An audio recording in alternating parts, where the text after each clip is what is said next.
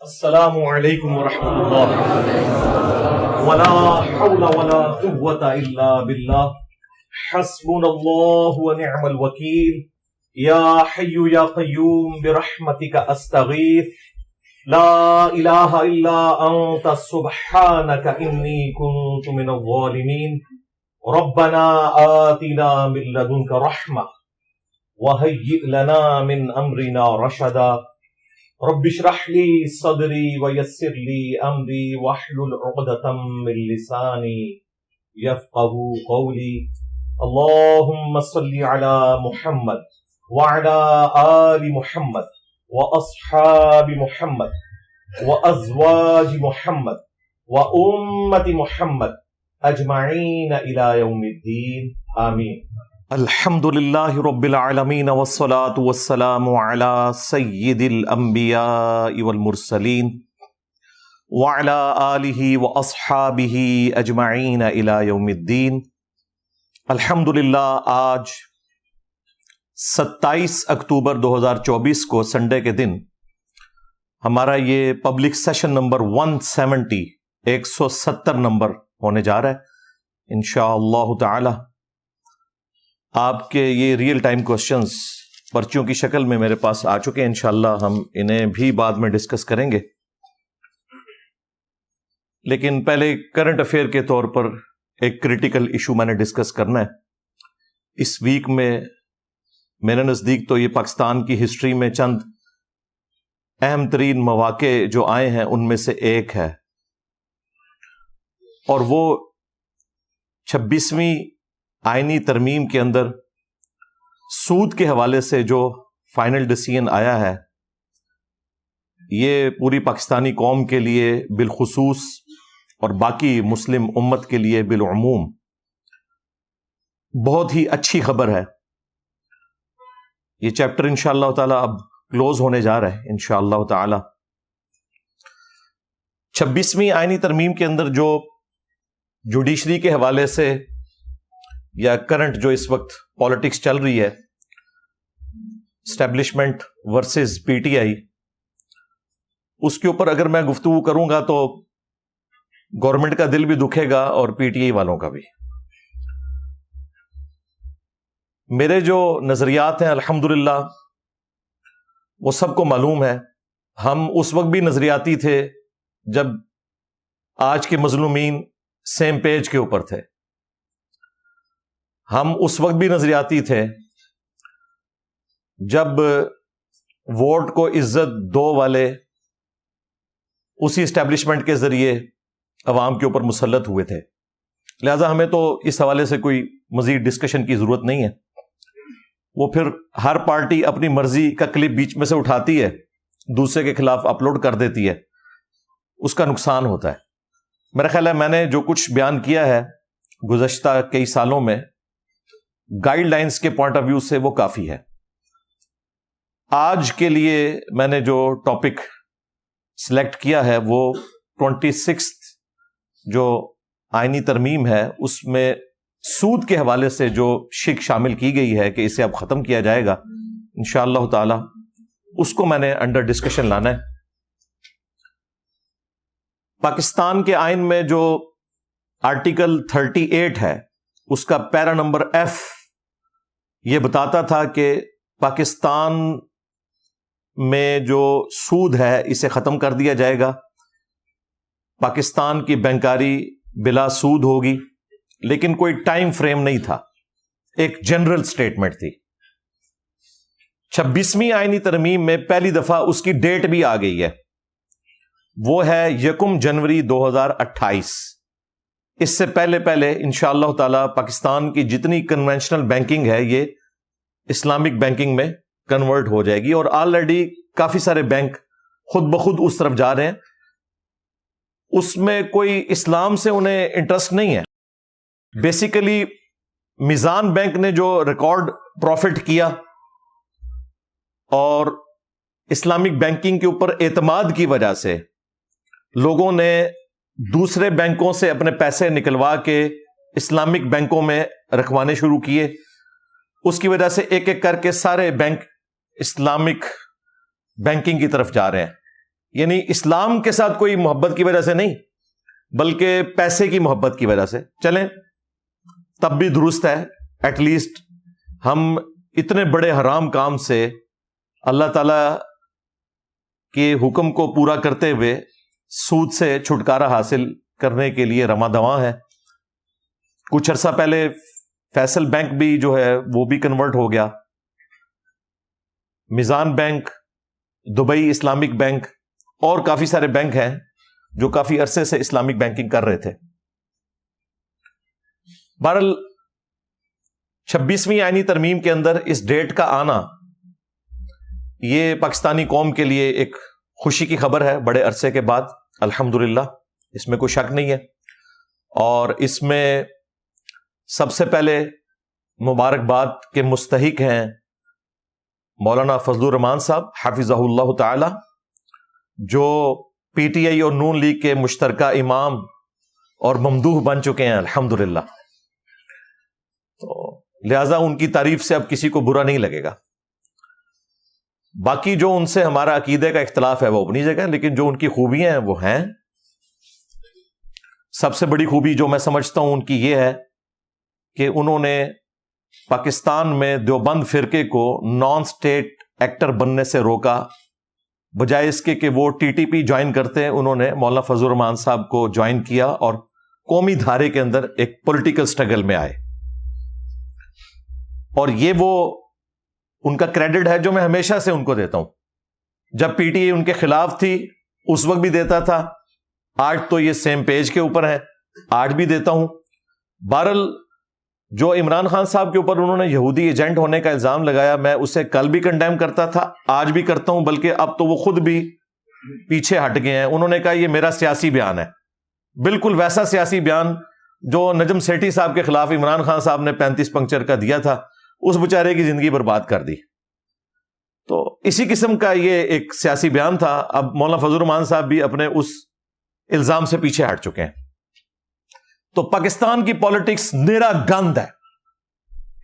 اس سب کے سب لوگ including judiciary establishment, کسی کا دل نہیں کرتا کہ وہ قانون کی پاسداری کرے. سب کے سب ابن الوقت ہے، جب جس کا زور چلتا ہے وہ اپنا زور دکھا دیتا ہے. پھر میری گفتگو دوسری طرف چلی جائے گی، لہذا اتنی خوراک کافی ہے ان کے لیے. تو مولانا فضل الرحمان صاحب کو سلوٹ ہے جی میری طرف سے، اور خصوصاً جو ان کے سینیٹر ہیں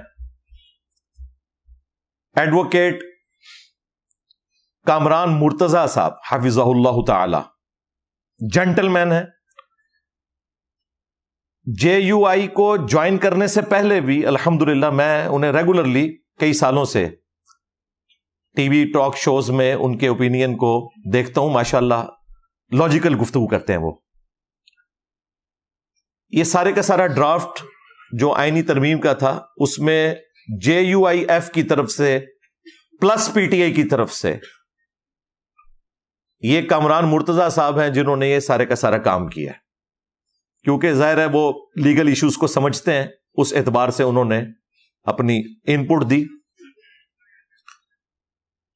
ان دونوں شخصیات یعنی مولانا فضل الرحمان صاحب اور ایڈوکیٹ کامران مرتضی صاحب کے بعد اگر میں کریڈٹ کسی کو دوں تو وہ مفتی تقی عثمانی صاحب ہیں حافظہ اللہ تعالی، جنہوں نے یہ ساری گراؤنڈز پرووائڈ کی. اور اس فیلڈ میں اس اکیلے بندے کی محنت ہے کہ انہوں نے پاکستان میں اسلامک بینکنگ کو ایک باقاعدہ شکل دی. یہ ان کا کریڈٹ ہے.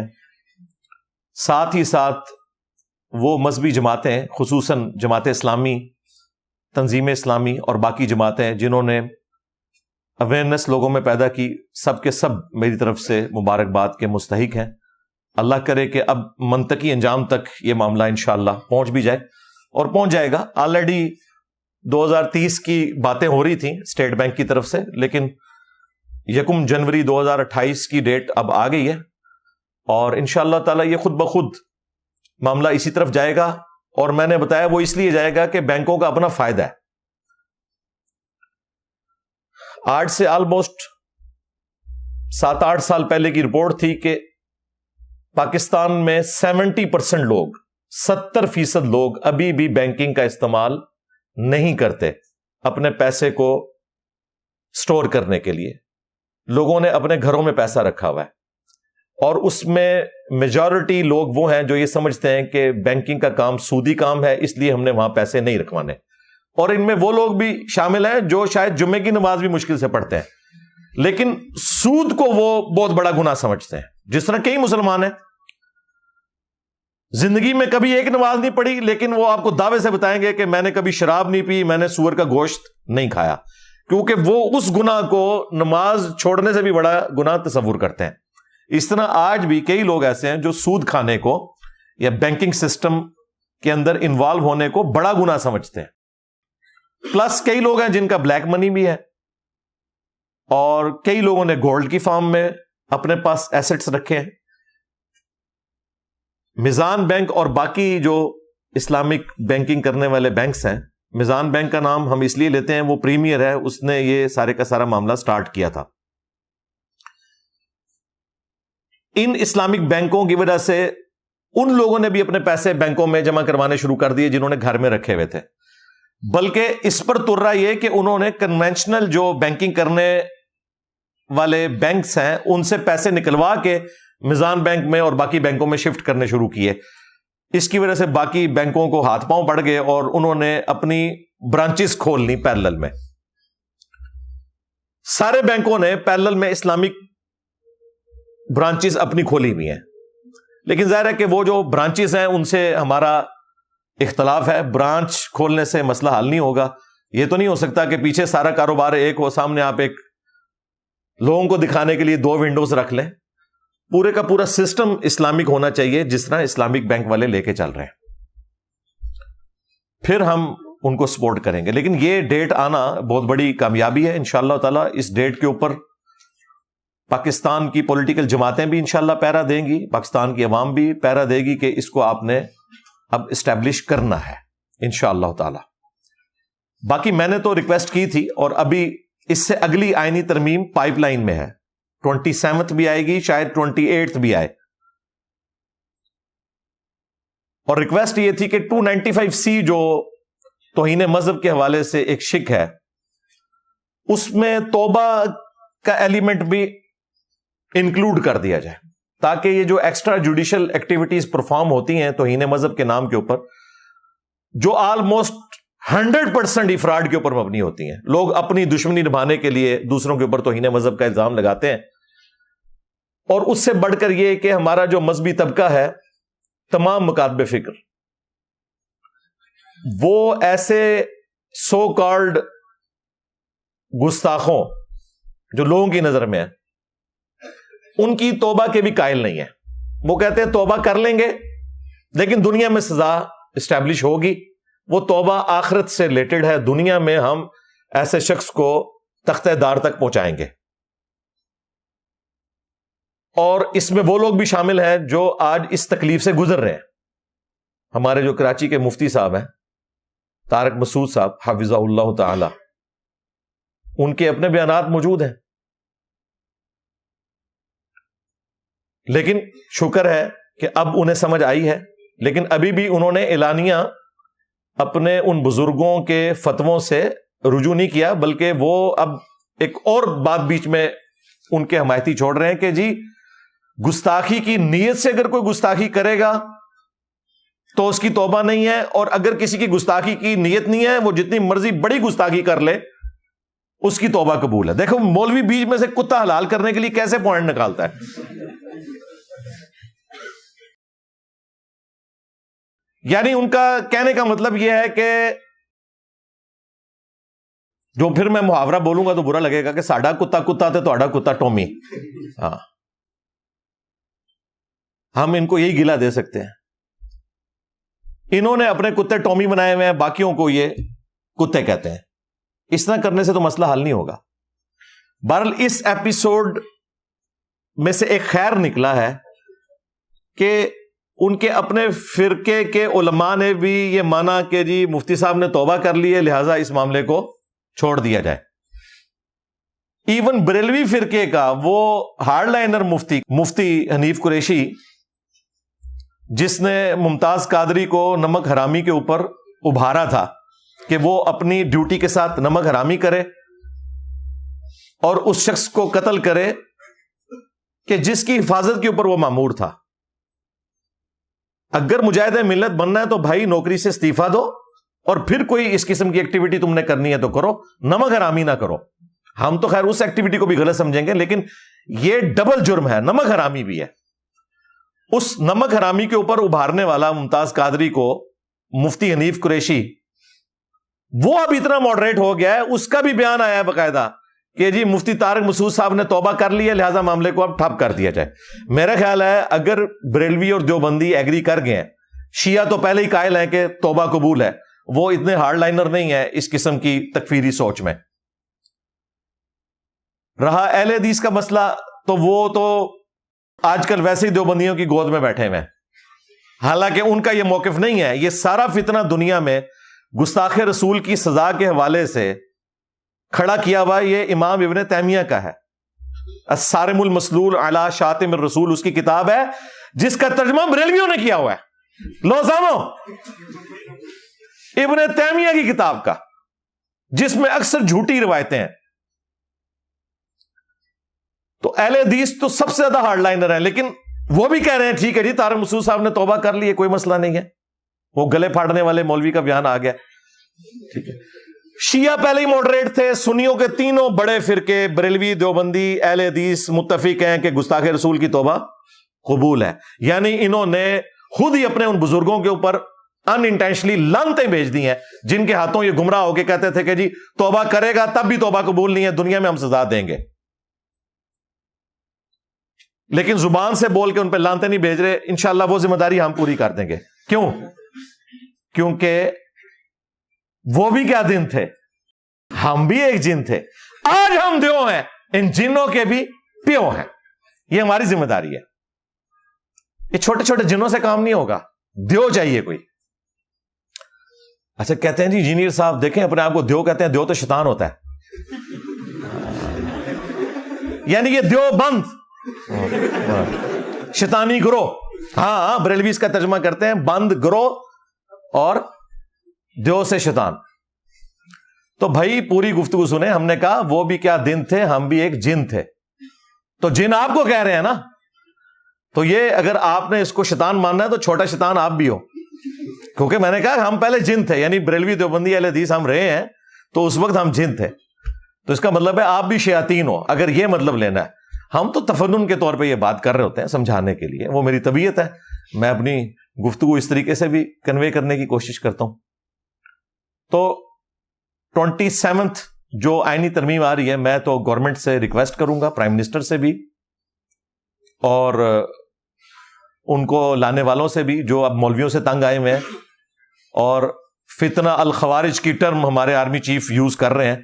میرا خیال ہے فتنہ الخوارج سب سے بڑا یہ مولویوں کا طبقہ ہے, جنہوں نے توہین مذہب کے نام کے اوپر 295C کو مس یوز کر کے مسلمانوں کی زندگی پاکستان میں اجیر بنائی ہوئی ہے.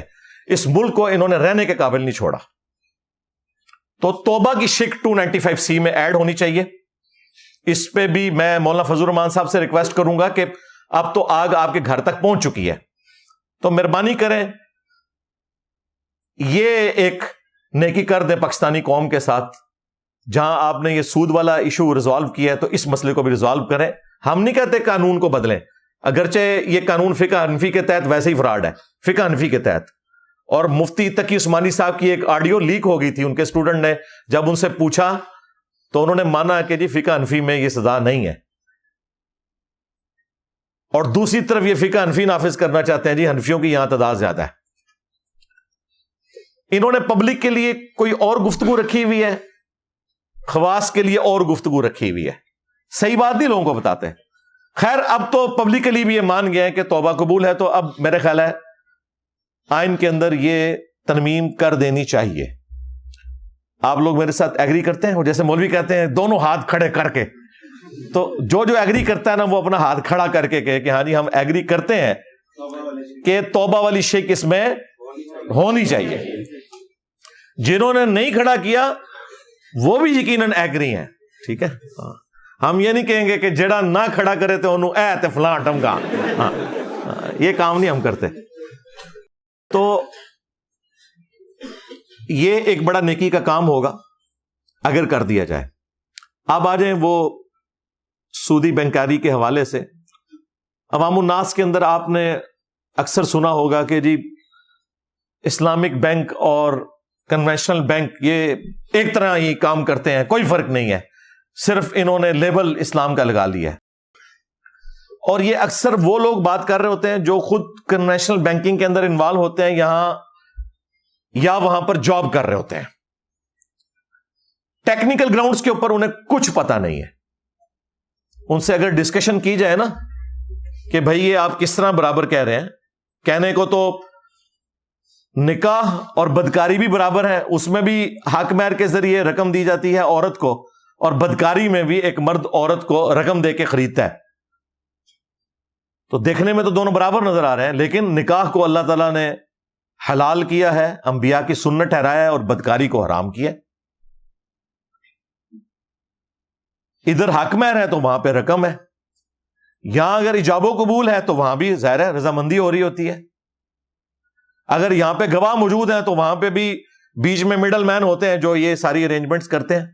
تو فرق کیا ہے پھر؟ فرق یہ ہے کہ اللہ تعالیٰ نے نکاح کو حلال کیا ہے اور بدکاری کو حرام کیا ہے. جو سورۃ البقرہ میں اللہ تعالیٰ نے فرمایا کہ اللہ تعالیٰ نے کاروبار کو حلال کیا اور سود کو حرام کیا، بالکل اس طریقے پہ نکاح حلال ہے اور بدکاری حرام ہے. تو یہ مثال دینا کہ دونوں ایک جیسے ہیں، ایسے نہیں ہے، زمین و آسمان کا فرق ہے بھائی. کنونشنل جو بینکنگ ہے وہ منی اگینسٹ منی ہے، پیسے کے بدلے پیسہ. سودی ذہنیت یہی ہے کہ پیسہ جمع ہوا ہے، اس سے مزید پیسہ کمانے کے لیے رسک نہ لو کاروبار کرنے کا، بلکہ لوگوں کو سودی قرضے دو، وہ رسک وہ لوگ لیں اور تباہ و برباد ہوں، تمہیں تو تمہارا پیسہ واپس مل جائے گا. یہ ہے اصل میں سودی ذہنیت، منی اگینسٹ منی. جبکہ منی اگینسٹ گڈس یا پروڈکٹس، اشیاء کے بدلے رقم کی وصولی کرنا، یعنی کاروبار کے ذریعے چیزوں کو بیچ کے نفع کمانا، یہ وہ چیز ہے جس کو اللہ تعالیٰ نے حلال ٹھہرایا ہے. تو یہ زمین و آسمان کا فرق ہے. یہ صرف گفتگو کر دینا کہ جی دونوں ایک جیسے ہیں، اور جب ان سے آپ ڈسکشن شروع کریں تو بالکل الف بے بھی نہیں ان کو پتا ہوتی. کوئی زیادہ گفتگو کر لے گا نا، جسے تھوڑی بہت سمجھ ہوگی، تو وہ آپ کے سامنے دو باتیں ہائی لائٹ کرے گا، تیسری بات اس کے پاس کوئی نہیں ہوگی. نمبر 1 وہ کہے گا جی کائبر ریٹ تو سیم ہے نا جی، Karachi interbank offered rate, جس کے ذریعے بینک ایک دوسرے کے ساتھ ڈیلنگ کرتے ہیں، جو 2 دن پہلے اس کی جو آخری قیمت ہے، ریٹ نکلا ہے، وہ 17.92 تھا. یہ 25 اکتوبر 2024 کو. ظاہر ہے اس کے بعد تو یہ 2 دن بینک بند رہتے ہیں. تو ظاہر ہے پوری دنیا میں ایک سودی نظام ہے جس کی وجہ سے سارے معاملات اسی کی بنیاد کے اوپر آگے سیٹل ڈاؤن کرنے پڑتے ہیں. وہ تو ہمارے اختیار میں ہی نہیں ہے. لا یکلف اللہ نفسا الا وسعها. اللہ تعالیٰ کسی جان پر بوجھ نہیں ڈالتا مگر اتنا ہی جس کا وہ مکلف ہے، جس کو وہ برداشت کر سکتا ہے. تو اسے تو آپ چینج نہیں کر سکتے. لہذا یہ تو ایک فضول بہانہ ہے کہ جی اس کو بنیاد بنا کے تو آگے ریٹ سیٹ کیے جاتے ہیں.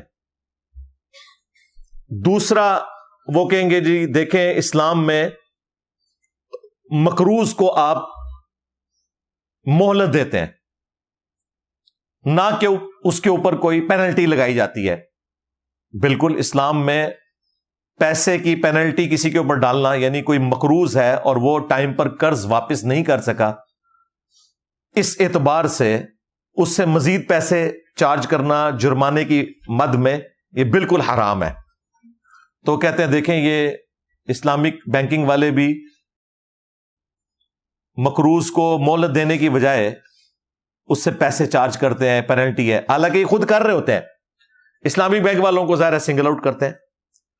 تو یہ سلسلہ بھی انشاءاللہ تعالی عنقریب ختم ہو جائے گا.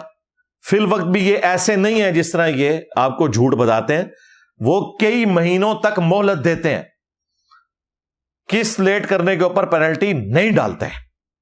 ایون قسطوں کا کاروبار کرنے والے لوگ بھی جو عام شاپس پہ بھی ہے وہ بھی آخری درجے تک اسے اگنور کرتے ہیں. اسلامک بینکنگ بھی ساری یہ قسطوں کے کاروبار کے اوپر چل رہی ہے. وہ انشاءاللہ میں بعد میں تھوڑا بہت اس کو بریف بھی کر دوں گا. لیکن ایز اے لاسٹ ریزارٹ جب کوئی بندہ باز نہیں آتا تو پھر اسٹیٹ بینک آف پاکستان نے جو ایک شریعہ بورڈ بنایا اس حوالے سے، ان کی سفارشات کے اوپر ایک درمیان کا حل نکالا ہے کہ پینلٹی تو بینک وہ ڈالے گا، لیکن اس کی رقم سے بینک فائدہ نہیں اٹھا سکتا. وہ پینلٹی کی جو رقم ہے وہ گورنمنٹ کے چیریٹی فنڈ میں ڈائریکٹلی چلی جاتی ہے. لہذا اسلامک بینکس کو کوئی اس سے انٹرسٹ نہیں ہے کہ آپ قسط لیٹ کریں اور آپ کے اوپر جرمانہ پڑے، کیونکہ وہ جرمانہ ان کو ملتا ہی نہیں ہے. وہ صرف آپ کے اوپر ایک تلوار لٹکائی ہوئی ہے تاکہ آپ قسط کو لیٹ نہ کریں، اور وہ بھی ایک دو قسطوں کے اوپر نہیں. جب کوئی بالکل ڈھیٹ ہو جائے نا پھر وہ اس لیول پہ اترتے ہیں، ادروائز ریلیکس کرتے رہتے ہیں، کوئی جرمانہ نہیں ہوتا. اور جو جرمانہ ڈلتا بھی ہے نا وہ بھی بینک کو نہیں ملتا. لہذا بینک کو کوئی انٹرسٹ نہیں ہے کیونکہ جرمانہ انہیں مل ہی نہیں رہا. وہ جرمانہ گورنمنٹ کے چیریٹی فنڈ میں جاتا ہے. کبھی کہیں پر زلزلہ آ گیا یا کوئی سیلاب کی صورتحال ہوگی تو گورنمنٹ اس پیسے کو یوز کرتی ہے، بینک کے اختیار میں وہ پیسہ ہوتا ہی نہیں ہے. یہ دو اعتراضات ہیں جی ٹوٹلی ان کے. وہ کمزوریاں جن کو وقت کے ساتھ امپروو کیا جا سکتا ہے، اس کی بنیاد کے اوپر پورے کے پورے اسلامک بینکنگ کے سسٹم کو یہ لوگ کہتے ہیں جی کوئی فرق نہیں ہے، زمین و آسمان کا فرق ہے بھائی. ایک طرف کنونشنل بینکس ہیں جو آپ سے پیسہ لیتے ہیں، اس پیسے کو وہ بڑے بڑے کاروباری حضرات کو سودی قرضہ دیتے ہیں، اور اس سودی قرضے کے اگینسٹ جو انہیں سود ملتا ہے نا وہ حرام خود بھی کھاتے ہیں اور کچھ حصہ آپ کو بھی کھلا دیتے ہیں. جبکہ اسلامک بینک والے یہ نہیں کرتے. وہ آپ سے جو رقم لیتے ہیں وہ کسی کاروباری شخصیت کو پرسنل لون کے طور پر نہیں دیتے. اسلامک بینک سے تو آپ کو پرسنل لون مل ہی نہیں سکتا. یہ حیران کن بات ہے. اسلامک بینک والے آپ کو پرسنل لون نہیں دیتے، وہ آپ کے ساتھ مداربہ کرتے ہیں یا مشارکہ کرتے ہیں، پارٹنرشپ کرتے ہیں. خود سلیپنگ پارٹنر بن گئے، آپ نے محنت کی، یا مارٹگیج والا سسٹم کر لیا، کار فائنینسنگ کے لیے، مکان بنانے کے لیے، پلاٹ آپ کا ہے اس کے اوپر آپ کو قرضہ دے دیا، لیکن وہ پارٹنرشپ کی بنیاد کے اوپر، پلاٹ آپ کا، رقم ان کی، اور پھر ایک پروڈکٹ مکان کی شکل میں آئے گی جس کے مالک آپ دونوں ہوں گے، بینک بھی اور آپ بھی. اور جو بینک نے بیچ میں رقم لگائی ہے چونکہ وہ بھی مالک ہے، مکان آپ یوز کر رہے ہیں پورے کا پورا، اگرچہ اس کے کچھ حصے کا مالک بینک بھی ہے، تو آپ بینک کو کرایہ دیتے جائیں گے اس کا، یہاں تک کہ آپ کا قرضہ بھی اتر جائے گا اور وہ سارے کا سارا مکان آپ کا ہو جائے گا. انسٹالمنٹس کے اوپر یہ سارے کا سارا سلسلہ چل رہا ہے. اگرچہ یہی کام کنونشنل بینکس والے بھی کرتے ہیں، لیکن اس میں سودی کام بھی انوالو ہوتا ہے کیونکہ ان کا پورے کا پورا کاروبار سود کے اوپر چل رہا ہے.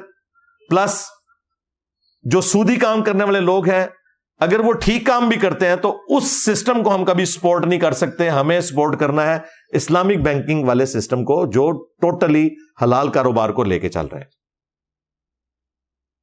یہ ان کا طریقہ کار ہوتا ہے کہ وہ پیسے کو پرسنل لون کے طور پر کسی کو نہیں دیتے ہیں. فیکٹریوں والوں کو وہ کیا کہتے ہیں کہ جی ہمارے پاس اتنے ارب روپے ہے، ہم آپ کو نہیں دیں گے.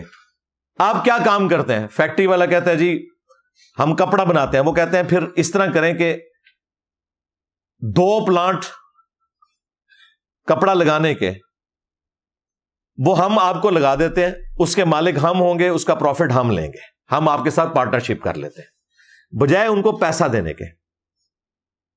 یا یہ کریں کہ وہ پلانٹ ہم آپ کو خرید کر دیتے ہیں آپ قسطوں میں ہمیں اس کی رقم ادا کر دینا.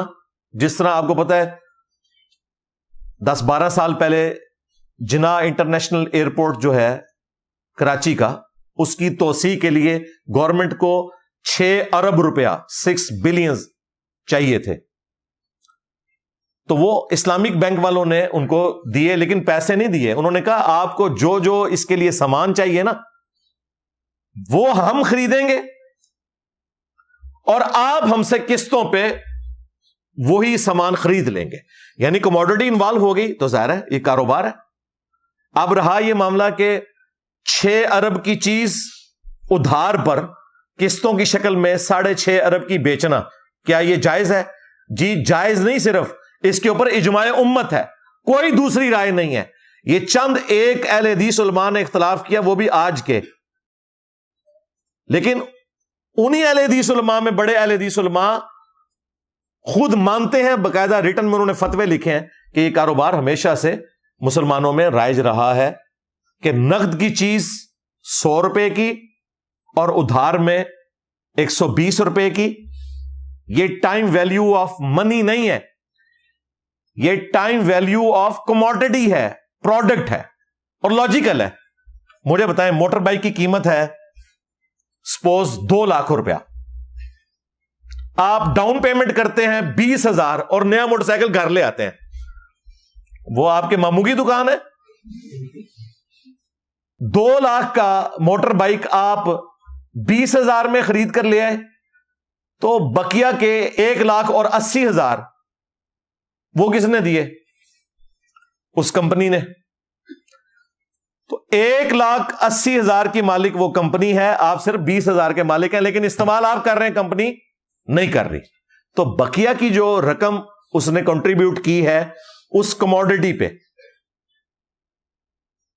جتنا عرصہ موٹر بائک چلائیں گے تو اس موٹر بائک میں 20,000 کے مالک آپ ہیں، 1,80,000 کا مالک وہ کمپنی والا ہے، تو اتنا عرصہ آپ اسے کرایہ دیں گے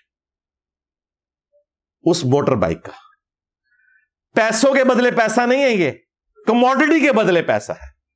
سود کی بیسک ڈیفینیشن ہی یہ ہے، پیسے کے بدلے پیسہ. ونس کموڈٹی انوالو ہو گئی سود ختم ہو گیا. یہی نبی علیہ السلام کے زمانے میں ہوتا تھا کہ سودی قرضے دیتے تھے امیر لوگ غریبوں کو، ان سے لے کر سود کھاتے تھے اور پیسہ ڈوبنے کا کوئی سوال ہی نہیں پیدا ہوتا، وہ سارے کا سارا ملبہ غریب آدمی کے اوپر ہی گرتا تھا. اسلام نے اس سسٹم کو ڈسکریج کیا کہ یہ کام نہیں آپ نے کرنا، بلکہ کاروبار کو آپ نے بڑھوتری دینی ہے، سودی سسٹم کو آپ نے سپورٹ نہیں کرنا.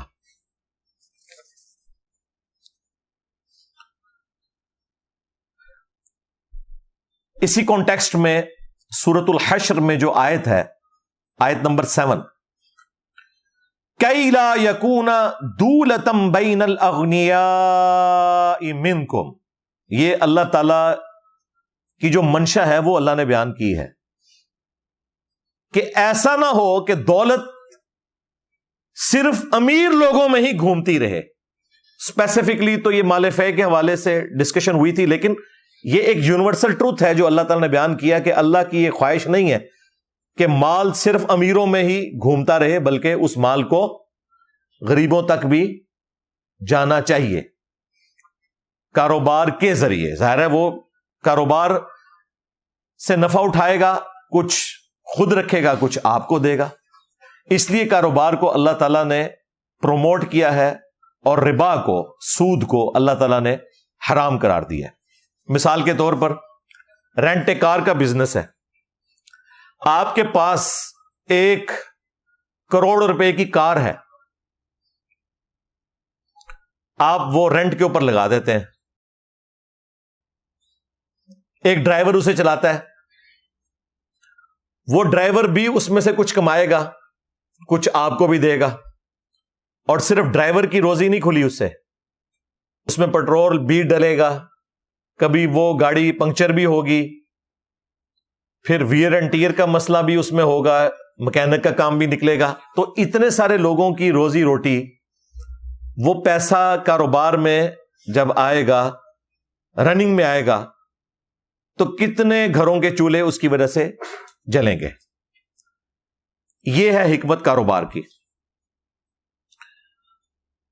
لیکن یہاں پہ یہ بات بھی یاد رکھیے گا، جب آپ سلیپنگ پارٹنر ہوتے ہیں کسی کاروبار کے اندر،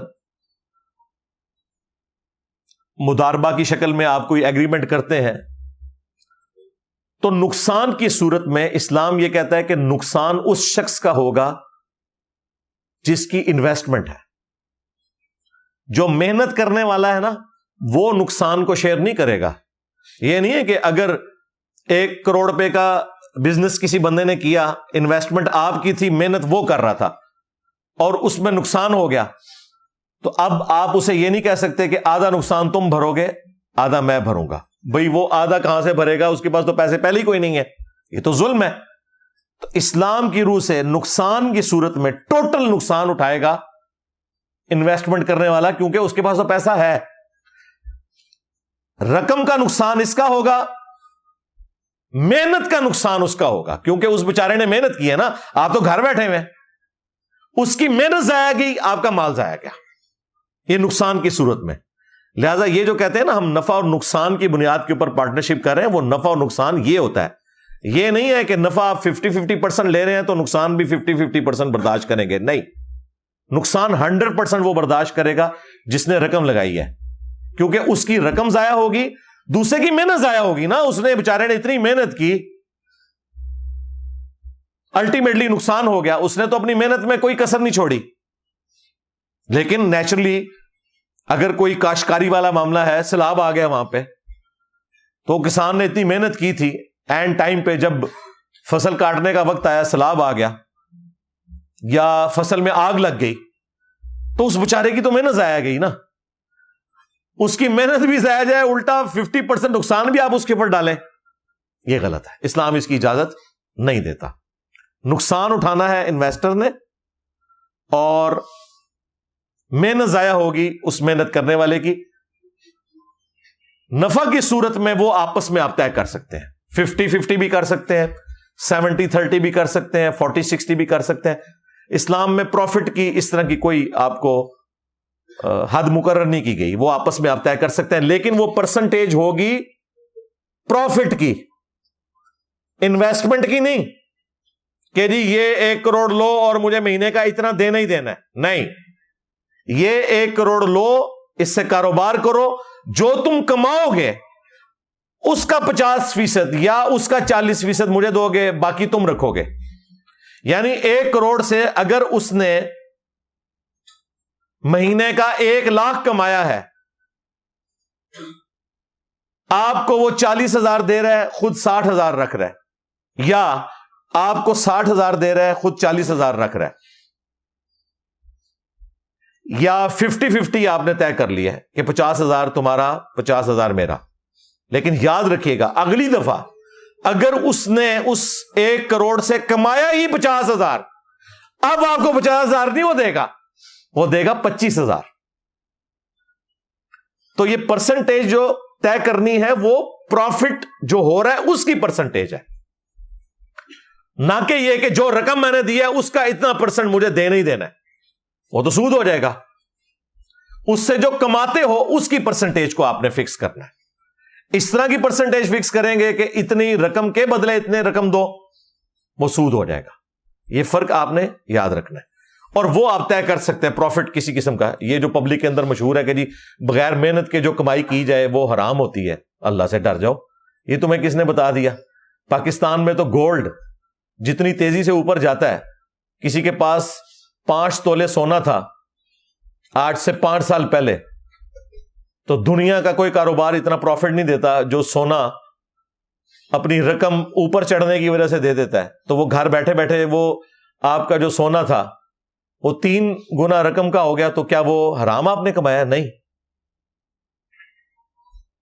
صحابہ کرام میں سے کئی ایک کا ذریعہ آمدن یہی تھا کہ زمین ان کی تھی، محنت یہودی کرتے تھے، اور پروفٹ آپس میں وہ تقسیم کر لیتے تھے. تو یہ کہنا کہ بغیر محنت کے جو کمائی حاصل ہوتی ہے وہ حرام ہے، اور یہ وہ مولوی آپ کو بتا رہا ہوتا ہے جو ٹوٹلی بغیر محنت کے کماتا ہے چندوں کے اوپر.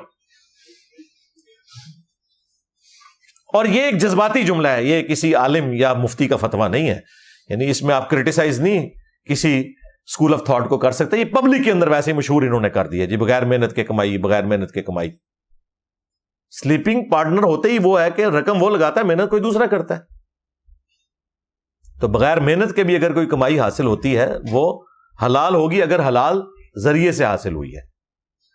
اور دوسری چیز اس میں پروفٹ کی ریشو آپ کبھی بھی ڈیفائن اس اعتبار سے نہیں کر سکتے.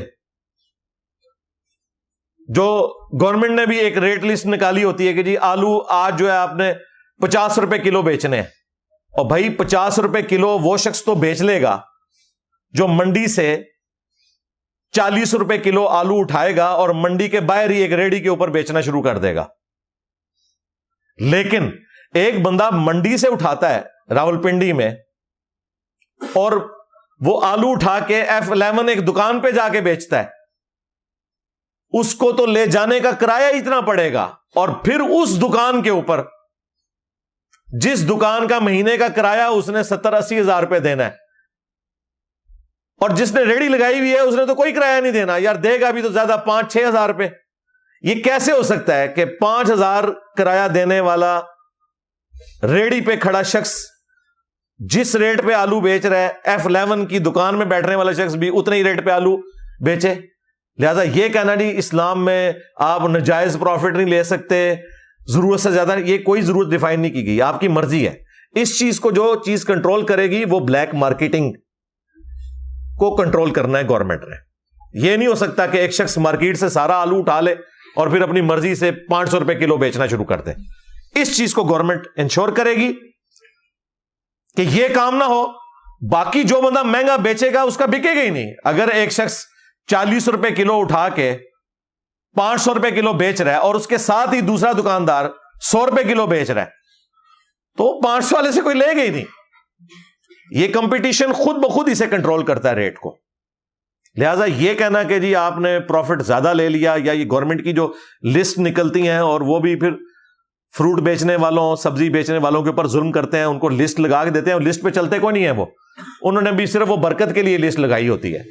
ہاں نہیں دے سکتے یار, کیسے دیں؟ اتنے ٹیکسز آپ نے ڈالے ہوئے ان کے اوپر, ان کے اپنے خرچے اتنے زیادہ ہیں,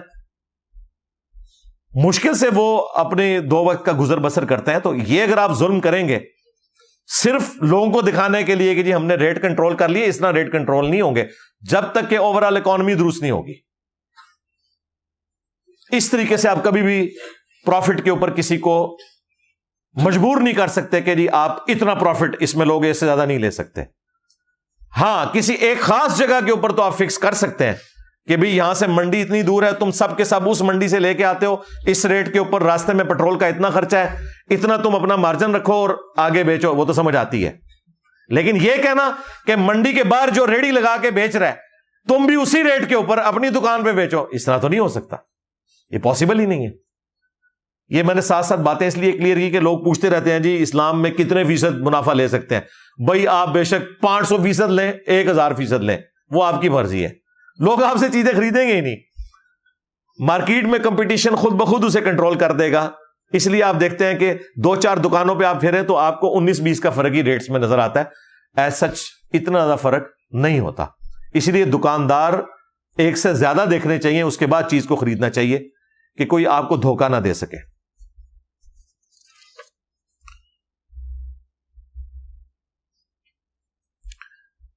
میرے بھائیوں, میں نے جو بیچلر آف انجینئرنگ کی وہ میکینیکل کی فیلڈ میں کی.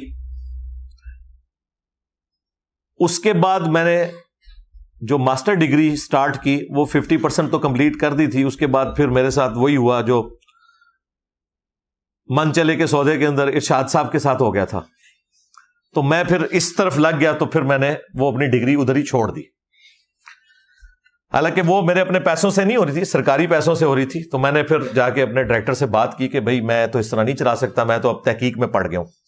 یہ 2007 کی بات ہے. 2007 کے اندر میں نے پھر ڈائریکٹر صاحب سے ریکویسٹ کی کہ میں اب اسے کنٹینیو نہیں کرنا چاہتا. لیکن اس وقت تک میں نے جو کافی جو امپورٹنٹ سبجیکٹس تھے وہ پڑھ لیے تھے. ان میں سے ایک فائنانس فار ٹیکنیکل مینیجرز, یہ ایک سبجیکٹ بھی تھا ماسٹر ڈگری کے دوران. تو میں نے یہ سارا فائنینشیل سسٹم جو ہے اس وقت الحمدللہ پڑھا تھا, اور اس میں میرا جی پی اے بھی 4/4 ہی آیا تھا الحمدللہ. تو وہ میرے لیے کافی زیادہ لرننگ ہوئی اس حوالے سے. ٹیکنیکل ٹرم ساری پتہ چلی, ڈیٹ کے حوالے سے, ایکویٹی کے حوالے سے, ریٹ آف انٹرسٹ کیا ہوتا ہے, اسلامک بینکنگ کس طرح ورکنگ کرتی ہے, کنونشنل بینکنگ کس طرح کرتی ہے. اب یہ دیکھنے کو تو عام آدمی کو سیم ہی چیزیں نظر آ رہی ہوتی ہیں, اس طرح ہوتا نہیں ہے. اس کو آپ ایک چھوٹی سی مثال سے سمجھیں. میں آپ کو 1 کروڑ روپے دوں اور آپ سے مہینے کا 50,000 روپے کرایہ لوں 1 کروڑ کا, تو اسلام کی نظر میں یہ سود ہے, کیونکہ پیسے کے بدلے پیسہ ہے. لیکن میں 1 کروڑ رقم کی بجائے 1 کروڑ کا مکان آپ کو دوں اور اس مکان کے 50,000 روپے مہینے کا کرایہ آپ سے لوں, تو یہ حلال ہے. اب دیکھنے کو دونوں چیزیں بظاہر سیم نظر آ رہی ہیں, فرق کیا ہے دونوں میں؟ کموڈٹی کا. 1 کروڑ کے پیچھے 1 کروڑ کی رقم کا 50,000 روپے مہینے کا کرایہ سود ہے, ربا ہے. ویسے تو سود کا لفظ بدنام ہو گیا, سود کوئی نیگیٹو ورڈ نہیں تھا. سود مند, فائدہ مند ہم اردو میں استعمال کرتے ہیں. بیسیکلی اس کے لیے جو ٹرم یوز ہوئی ہے قرآن میں وہ ربا ہے, وہ بھی الربا, ایک خاص قسم کا ربا تھا. اور ظاہر ہے کہ اللہ تعالیٰ نے فی نفسی اسے حرام کیا ہے, تو اس کے ساتھ جڑی ہوئی ساری کورولریز اسی طریقے سے سمجھنی ہوں گی. 1 کروڑ روپے کا کرایہ 50,000 روپے لینا سود, ربا, اور 1 کروڑ روپے کا مکان کسی کو دے کر اس کا 50,000 روپے مہینے کا کرایہ لینا حلال. کیوں؟ اس لیے کہ 1 کروڑ روپے اگر میں آپ کو دوں گا تو وہ کنزیوم ہو جائے گا, کہیں آپ لگائیں گے, آپ سے ضائع بھی ہو سکتا ہے. لیکن اگر میں آپ کو 1 کروڑ روپے کا مکان دیتا ہوں تو مکان کنزیوم نہیں ہوگا, یوز ہوگا, اور جب مجھے واپس لینا ہوگا آپ مجھے واپس کر دیں گے. کوئی تھوڑی بہت اس میں کوئی سفیدی اتر گئی, کہیں پہ کوئی مرمت کروانی پڑ گئی, وہ الگ بات. ادروائز مکان تو اپنا اصلی جگہ پہ موجود ہے. یہ اس کے پیچھے حکمت ہے. اسی طریقے سے بعض لوگ کنونشنل بینکنگ میں پیسے جمع کرواتے ہیں اور سود کھاتے ہیں, یہ کہہ کے کہ جی دیکھیں پیسہ تو دن بدن ڈی ویلیو ہو رہا ہے, کیا کریں, ہم نے جو 1 لاکھ روپیہ سال پہلے رکھوایا تھا اب تو اس کی ورث 70,000 رہ گئی ہے, تو ہم سود نہ لیں تو ہماری اپنی رقم 1 لاکھ وہ بھی پوری نہیں ہو رہی, تو کیا کریں؟ بھائی یہ مسئلے صرف ہم غریب ملکوں کے ہیں. قیامت کی ساری نشانیاں پاکستان میں پوری ہوتی ہیں, یورپ اور امریکہ اوپر ہی جا رہا ہے. اس کا سلوشن یہ ہے کہ آپ نے اپنے پاس کوئی سیونگز رکھنی ہے, گولڈ کی فارم میں رکھ لیں, ڈالر کی فارم میں رکھ لیں, تاکہ یہ جو ڈی ویلیو ہونے والا ایشو ہے یہ ریزالو ہو جائے. یا پھر اسلامک بینک میں سیونگ اکاؤنٹ کھول لیں, وہی مداربہ اور مشارکہ کی شکل میں جو کاروبار ان کا, اور آپ کو ڈیویڈنڈ ملتا رہے گا, وہ بالکل جائز ہے. گاڑی لینا چاہیں بالکل جائز ہے. باقی جو عام کنونشنل بینکنگ ہے اس کے لیے اگرچہ وہ صحیح طریقے سے بھی کام کر رہے ہوں, ہم سپورٹ اس لیے نہیں کرتے کہ وہ اوور آل ڈوبے ہوئے ہیں وہ سارے حرام کام کے اندر, اس لیے کسی بھی اعتبار سے انہیں اس اعتبار سے سپورٹ نہیں کیا جا سکتا. سیدھی سی بات ہے, وہ چیزیں مکس ہو جاتی ہیں. اس لیے میں نے اس کو کلیریفائی کرنا ضروری سمجھا. اب یہ جو سارے کا سارا معاملہ ہے اسلامک بینکنگ کا, یہ قسطوں کے کاروبار کے اوپر کھڑا ہے. Time value of commodity, time value of money نہیں ہے, time value of commodity. Product کے بدلے جو کسی کو آپ وقت کی مہلت دیتے ہیں, اس کے اگینسٹ اس سے پیسے جو چارج کر لیتے ہیں, یہ کاروبار ہے, یہ حلال ہے. یہ نبی صلی اللہ علیہ وآلہ وسلم کے مبارک زمانے میں بھی تھا, تابعین تبع تابعین کے زمانے سے لے کر سلطنت عثمانیہ کے ختم ہونے تک سرکاری لیول کے اوپر یہ کاروبار رائج تھا. اس کے اوپر اجماع امت ہے. اہل سنت کے چاروں ائمہ متفق ہیں، امام مالک، امام شافعی، احمد بن حنبل، امام حنیفہ۔ اس کے علاوہ تابعین کے کئی ایک فتوے موجود ہیں، مصنف ابن ابی شیبہ کے اندر، مصنف عبد الرزاق کے اندر، جس میں یہ بات بالکل کلیئر ہوتی ہے کہ اس طریقے سے کاروبار کرنا یہ بالکل جائز ہے۔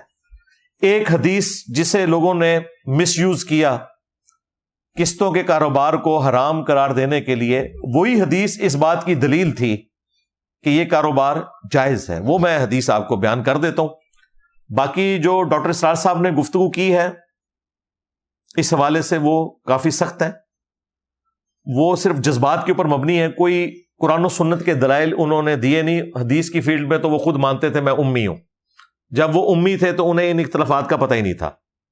باقی جو سود کے حوالے سے ان کے دل میں حمیت تھی کہ سود ختم ہونا چاہیے، اس میں ہم ان کے ساتھ ہیں، لیکن خام خواہ کوئی چیز سود نہیں ہے اسے سود بنا کے پیش کرنا یہ ظلم کے اوپر مبنی ہے۔ اس طرح دنیا میں نظام نہیں چل سکتا۔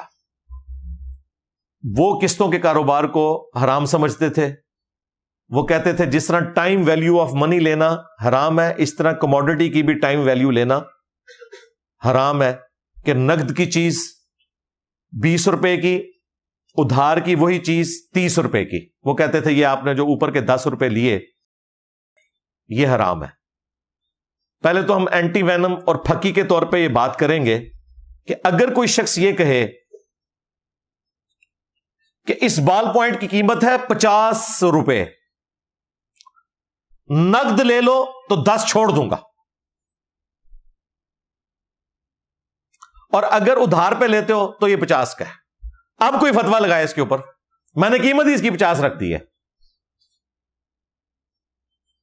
آپ جاتے ہیں نا مارکیٹ میں، لکھا ہوتا ہے جی 1 درجن کیلے 100 روپے کے، 3 درجن 300 کے نہیں 250 کے، وہ جو اوپر کے 50 وہ چھوڑتا ہے، وہ تو بڑا خوشی خوشی لوگ لے کے آ جاتے ہیں۔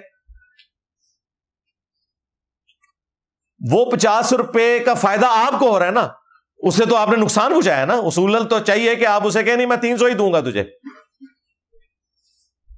ادھر کسی کو خیال نہیں آتا کہ یہ جو فرق آ رہا ہے کہ اس نے آپ کو ایک اس اعتبار سے اوبلائج کیا ہے، فیسیلیٹیٹ کیا ہے کہ 3 درجن خریدتے ہو تو چلو میں 50 روپے چھوڑ دوں گا، تو جو اس نے 50 روپے اپنی مرضی سے چھوڑے اس کو تو 50 کم ملے نا، یہ سارے جائز سمجھتے ہیں۔ لیکن اگر وہی شخص یہ کہے کہ یہ 3 درجن کیلے لے جاؤ، ویسے تو 300 روپے اس کی قیمت ہے، لیکن تمہارے پاس رقم 300 نہیں ہے، کوئی مسئلہ نہیں، تم 6 مہینے میں مجھے رقم ادا کر دینا، لیکن تمہارے لیے میرا ریٹ ہے 3 درجن کیلے 400 روپے میں۔ اس کو کہتے ہیں نہیں جی وہ ٹائم ویلیو آف کموڈٹی لے لیا، یہ حرام ہو گیا، سود ہو گیا۔ یہ ٹائم ویلیو آف کموڈٹی ہے، پروڈکٹ ہے، منی کی نہیں ہے۔ اس نے آپ کو فیسیلیٹیٹ کیا ہے، وہ ادھر آپ کو کوئی خدمت کرنے کے لیے تو نہیں بیٹھا ہوا کہ ٹھیک ہے جی لوگ لے کے تو کھاتے رہے اور ٹھیک ہے پھر اینڈ پہ اس کی دکان بھی بند ہو جائے، پروفٹ بھی نہ لے۔ وہ اس طرح تو نہیں ہوگا، دنیا میں کاروبار اس طریقے سے نہیں چلتا۔ اب آ جائیں اس حدیث کی طرف جو جامع ترمذی میں موجود ہے، سنن نبی داؤد کے اندر بھی موجود ہے، بڑی مشہور حدیث ہے کہ اللہ کے محبوب صلی اللہ علیہ وآلہ وسلم نے ایک چیز کی 2 قیمتیں مقرر کرنے سے منع فرمایا۔ اب اس حدیث کا کانٹیکسٹ کیا ہے وہ امام ترمذی نے خود ساتھ لکھا ہے، لیکن اتنی حیران کن بات ہے جو لوگ تلے ہوئے ہیں اس بات کے اوپر کہ انہوں نے قسطوں کے کاروبار کو حرام قرار دینا ہے، وہ بس اتنی حدیث لیتے ہیں اور کہتے ہیں دیکھیں نبی علیہ السلام نے ایک چیز کی 2 قیمتیں مقرر کرنے سے منع کیا ہے، لہذا جب آپ یہ کہتے ہیں کہ نقد پہ لوگے تو 100 روپے کا بال پوائنٹ اور ادھار پر لوگے 6 مہینے کے تو یہ 150 کا ہے، تو یہ 2 قیمتیں ہوگی، لہذا یہ حرام ہے، یہ سود ہے۔ بنیاد اس حدیث کو بناتے ہیں، حدیث بالکل صحیح ہے، اس حدیث کے آگے امام ترمذی نے باقاعدہ کامنٹس کیے ہیں، وہ کامنٹس بھی یہ صاحب نقل کرتے ہیں لیکن آدھے، امام ترمذی نے لکھا کہ اگر کوئی شخص یہ کہے کہ یہ کپڑا نقد 10 کا ہے، اس زمانے میں درہم تھے یا دینار تھے، لیکن ادھار پر تمہیں 20 کا دوں گا، یا آج کی ڈیٹ میں آپ کہہ لیں کہ نقد یہ جوڑا $10 کا ہے، ادھار پہ تمہیں $20 کا دوں گا، تو اس حدیث میں یہ مراد لیا جا رہا ہے نقد اور ادھار کے فرق کا۔ اتنے کامنٹس نقل کرتے ہیں اور کہتے ہیں دیکھیں امام ترمذی نے اس کی شرح بھی کی ہوئی ہے باقاعدہ۔ آگے امام ترمذی نے پتا کیا لکھا ہوا ہے کہ اگر بیچنے والا اور خریدنے والا کسی ایک قیمت کے اوپر متفق ہو جائیں، بھلے وہ ادھار کے اوپر جو رقم ہے اس کے اوپر یا نقد کے اوپر، تو کاروبار کرنا بالکل درست ہے۔ یہ آگے نہیں وہ نقل کرتے، بیسیکلی غرر کو اوائڈ کیا گیا ہے کہ کوئی شخص مال اٹھا کے لے جائے اور یہ کلیریفائی نہ کرے کہ اس کی رقم میں تمہیں ابھی ادا کروں گا، 6 مہینے بعد ادا کروں گا، 10 مہینے بعد ادا کروں گا، کیونکہ ریٹ پہ ڈفرنٹ ہوگا۔ اگر 1 سال کی قسطوں پہ آپ کوئی چیز لیتے ہیں اس کا ریٹ ڈفرنٹ ہوگا، 2 سال کی قسطوں پہ لیتے ہیں تو اس کا ریٹ ڈفرنٹ ہوگا۔ تو باقاعدہ اس سے متعلق یہ حدیث تھی کہ بیچنے والا اور خریدنے والا ایمبیگوٹی کا شکار نہ ہو، 2 قیمتیں بیک وقت نہ ہو۔ اگر ایک قیمت کے اوپر کوئی متفق ہو جاتا ہے تو پھر یہ 2 قیمتیں نہیں ہیں چیز کی، کیونکہ وہ ایک قیمت کے اوپر متفق ہو گئے کہ ہاں میں 6 مہینے کے ادھار پہ لوں گا، اب بتاؤ کتنی رقم ہے۔ پھر اس کو اونچا نیچا نہیں آپ نے کرنا، جس طرح یورپ امریکہ میں ہوتا ہے کہ وہ انٹرسٹ ریٹ اوپر نیچے جاتے ہیں مارٹگیج میں، وہ پھر چینج کر دیتے ہیں، وہ سارا سودی کام ہے، پھر اس کا وہ پابند رہے گا۔ یہ امام ترمذی نے باقاعدہ اس کی شرح لکھی، ساتھ امام ترمذی نے جی، کسی فرقے کے مولوی نے نہیں۔ پھر امام شافعی کا قول بھی انہوں نے نقل کیا، اور یہ جو شرح امام ترمذی نے بیان کی ہے پورے کانٹیکسٹ کے ساتھ، اس کے اوپر اجماع امت ہے۔ امام ابن تیمیہ نے فتاوی ابن تیمیہ میں دعویٰ کیا ہے کہ اس کے خلاف کوئی اور بات نہیں ملتی پوری امت میں، اور یہ ان کا خالی دعویٰ نہیں ہے۔ الموطا امام مالک کی شرح لکھی ہے امام ابن عبد البر نے، انہوں نے اس شرح میں اس حدیث کا فہم وہی بیان کیا جو امام ترمذی نے بیان کیا ہے، اور انہوں نے دعویٰ کیا کہ امام مالک کا بھی یہی موقف ہے۔ کتاب الام میں امام شافعی رحمۃ اللہ علیہ نے اس حدیث کا وہی فہم بیان کیا جو امام ترمذی نے بیان کیا، کہ لینے والا اور بیچنے والا جدا ہونے سے پہلے کسی ایک قیمت پہ اگر متفق ہو جائے کہ ٹھیک ہے میں یہ 10 کی چیز 20 کی لینے کے لیے تیار ہوں، لیکن میں رقم اتنے عرصے بعد دوں گا، تو یہ بالکل درست ہے۔ امام احمد بن حنبل سے ان کے بیٹے نے مسائل نقل کیے ہیں، ان سے جب اس حدیث کا فہم پوچھا گیا انہوں نے یہی بیان کیا۔ اور امام حنیفہ رحمۃ اللہ علیہ کا جہاں تک تعلق ہے تو ان کے ماننے والے تو اس پورے سسٹم کو اس وقت لے کے چل رہے ہیں، جس کی وجہ سے ڈاکٹر ذاکر نائک نے ایک جملہ بولا تھا کہ جو فائنینشل سسٹم آف اسلام ہے اس میں فقہ حنفی سب سے بہتر ہے۔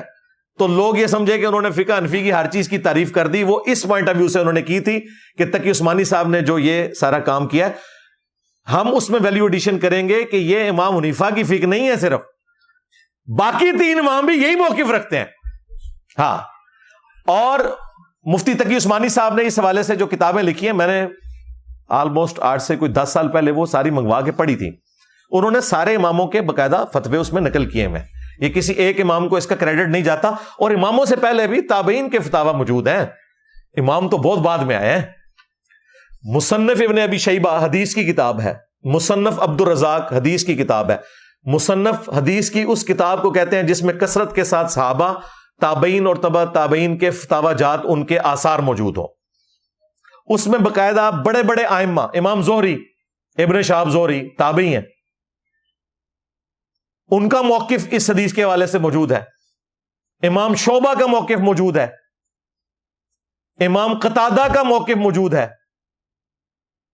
امام حنیفہ کے جو استاد تھے حماد بن ابی سلیمان، ان کا موقف موجود ہے جو ابراہیم نخعی کے شاگرد تھے۔ تو یہ سارے فتوے آپ کو مصنف ابن ابی شیبہ اور مصنف عبد الرزاق میں مل جائیں گے، اردو زبان میں یہ کتابیں آ چکی ہیں، ہماری ویب سائٹ سے آپ ان کو ڈاؤن لوڈ کر سکتے ہیں PDF فارمیٹ میں۔ انشاءاللہ ہم کوشش کریں گے یہ سارے فتوے ساتھ اٹیچ کر دیں اگر کسی کو شوق ہے، ورنہ ترمذی آپ خود کھول کے پڑھ لیں تو انشاءاللہ تعالی آپ کے سامنے وہ چیز آ جائے گی، وہ ہم احادیث ساری کی ساری اس حوالے سے ڈسپلے کروا دیں گے. یہ ایک چیز تھی جس کو بیان کرنا یہاں پہ ضروری تھا تاکہ آپ کو یہ قسطوں کے حوالے سے معاملہ کلیئر ہو جائے کہ یہ ٹائم ویلیو آف منی نہیں ہے بلکہ ٹائم ویلیو آف کوموڈٹی ہے, اور یہ بالکل درست ہے. لہذا خام خواہ زبان کھول کے یہ کہہ دینا کہ اسلامک بینکنگ اور دوسری بینکنگ میں کوئی فرق نہیں ہے, یہ بڑا ظلم ہے. اتنی محنت کر کے ان لوگوں نے اس سسٹم کو ڈیولپ کیا. پاکستان کے لیے فخر کی بات ہے کہ یہاں پر الحمدللہ اس وقت تمام بڑے شہروں کے اندر اسلامک بینکنگ کی سہولت موجود ہے. ایک چھوٹی فیسلٹی تو نہیں ہے, بہت بڑی فیسلٹی ہے کہ اگر کوئی اپنے پیسے کی حفاظت کرنا چاہتا ہے اور سود سے بھی بچانا چاہتا ہے اور اس سے کوئی پروفٹ بھی حاصل کرنا چاہتا ہے تو وہ بینک کے ساتھ اپنا مضاربہ یا مشارکہ والا معاملہ کر سکتا ہے. اسی طریقے سے اجارہ کر سکتا ہے, اگر گاڑی نکلوانی ہے اس نے یا مکان خریدنا ہے کسی بھی طریقے سے, وہ آپ کسی بھی بینک میں چلے جائیں, لیکن برانچز میں نہیں جانا, صرف ان بینکس میں جانا ہے جو مکمل طور پہ اسلامک بینکنگ کو فالو کر رہے ہیں. اور انشاءاللہ امید ہے جو یہ 26ویں آئینی ترمیم کے اندر آیا کہ 1 جنوری 2028 تک سارے کے سارے ہو جائیں گے, امید ہے کہ سارے کے سارے شفٹ ہو جائیں گے. اور میں نے آپ کو بتایا اس کے پیچھے ریزن یہ نہیں ہے کہ انہیں کوئی سود سے نفرت ہے, مین ریزن یہ ہے کہ اسلامک بینکنگ کا پروفٹ زیادہ ہو گیا ہے. اب بینک کے مالکان کو as compared to conventional banking کے لوگوں نے پیسے وہاں پہ شفٹ کرنا شروع کر دیے ہیں. اس کے پیچھے اصل میں ریزن جو ہے وہ یہ ہے. باقی جو سود کی سینسٹیوٹی ہے, سود اور سور یہ دونوں چیزیں ایسی ہیں جن سے ہر مسلمان نفرت کرتا ہے. اس کی حرمت کسی کو بتانے کی ضرورت نہیں ہے. اگر کسی کو شوق ہے تو سورۃ البقرہ میں ایک پورا رکوع ہے, وہ آپ پڑھ لیں. سورۃ البقرہ میں آیت نمبر 274 سے لے کر 281 تک ایک مکمل رکوع ہے جس میں اللہ تعالیٰ نے سود کے حوالے سے بیان کیا. میری قرآن کلاسز میں میں نے اسے کور کیا ہے, اگر میں نے یہاں کور کیا تو کافی زیادہ ٹائم لگ جائے گا. اس میں اللہ تعالیٰ نے بیان فرمایا کہ جو لوگ سود کھاتے ہیں وہ قیامت والے دن اس طرح مخبوط الحواس ہو کر اٹھائے جائیں گے جس طرح کسی کو شیاطین نے یا جنات نے مس کر دیا ہو, آسیب زدہ کوئی شخص ہوتا ہے, یہ ان کی حالت ہوگی قیامت کے دن, وَلِعَوْذُ بِاللَّهِ تعالی. اور پھر اللہ تعالیٰ نے فرمایا کہ جو پہلے کھا چکے ہو وہ معاف کیا, اب تم باز آ جاؤ, اور جو اپنی اوریجنل رقم ہے جو اگر کسی کو دی ہوئی ہے قرضے پہ وہ لے لو, اوپر والا سود ختم کر دو, ورنہ پھر تیار ہو جاؤ اللہ اور اس کے رسول کے ساتھ جنگ کے لیے. یہ اتنی بڑی وعید سود کے لیے آئی, لہذا ہمارے استاد ڈاکٹر اسرار صاحب کا جو غصہ تھا سود کے حوالے سے بڑا جسٹیفائی تھا. بلکہ وہ تو کہتے تھے کہ جس طرح عقیدے میں سب سے بڑا گناہ شرک ہے, اعمال میں سب سے بڑا گناہ وہ کہتے تھے سود ہے. اور یہ ظاہر معاملات لین دین کے اعمال کے اعتبار سے, ورنہ تو سب سے بڑا گناہ نماز کو چھوڑنا ہے. ان کا غصہ اسی وجہ سے نظر آتا تھا. اور یہ جو سود کی حرمت سے متعلق آیات ہیں, یہ وہ آیات ہیں, صحیح بخاری میں ابن عباس کا قول ہے کہ سب سے آخر میں جو قرآن میں آیت نازل ہوئی نا وہ سود کی حرمت کی ہے. اس کے اوپر چیپٹر کلوز ہوا ہے, اور وہ آیت نمبر 281 جو میں نے بیان کیا کہ رکوع مکمل ہوتا ہے, وہ 281 نمبر آیت,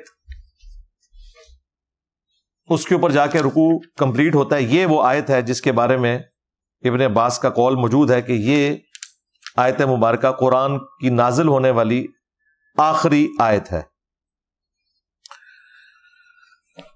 وَاتَّقُوا يَوْمًا تُرْجَعُونَ فِيهِ إِلَى اللَّهِ, اور ڈر جاؤ اس دن کے معاملے میں کہ جب تم اللہ کے حضور لوٹائے جاؤ گے.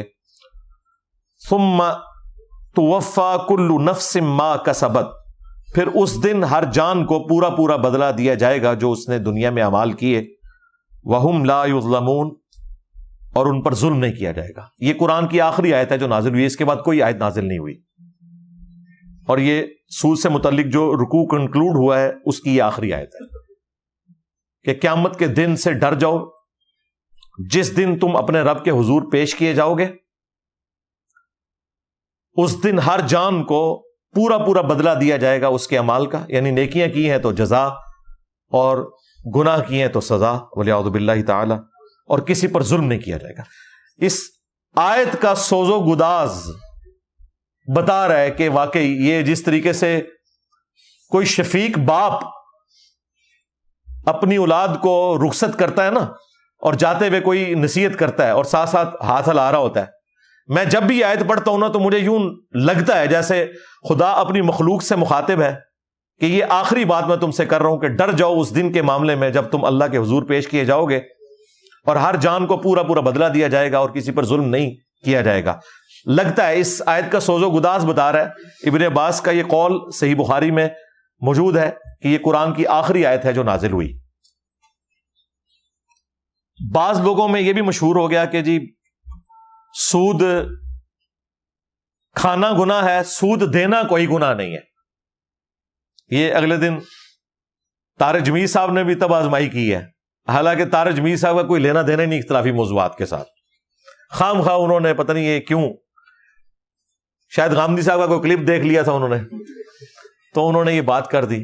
اور بھائی زنا بالجبر ہو یا زنا بالرضا ہو، زنا فی نفس ہی حرام ہے۔ سود مرضی سے لیا جائے، مرضی سے دیا جائے، سود فی نفس ہی حرام ہے۔ اور یہ وہ موقف ہے جو 2003-04 میں جب پی ٹی وی پہ غامدی صاحب کے پروگرام لگتے تھے مشرف صاحب کے دور میں، اس وقت غامدی صاحب کا یہی موقف تھا اور انہوں نے زنا بالجبر اور زنا بالرضا کی مثال دی تھی کہ جس طرح زنا فی نفسی حرام ہے نا، سود اسلام میں حرام ہے۔ بعد میں اب آ کے ان کا یہ موقف ہوا کہ نہیں جی سود کھانا حرام ہے، سود دینا حرام نہیں، اور اس سے انہوں نے لوگوں کو اکاموڈیٹ کیا کہ ٹھیک ہے جو لوگ سودی قرضہ لیتے ہیں بینکوں سے مجبوری میں تو لے لیں، بینک گناہ گار ہوگا، آپ تو دے رہے ہیں بینک کو، بینک سے لے کر تو نہیں کھا رہے، تو ایک راستہ نکالا۔ حالانکہ اگر ان کی یہ بات مان لی جائے تو بھی بینکنگ سسٹم ختم ہو جائے گا، اپنی موت مر جائے گا۔ کیوں؟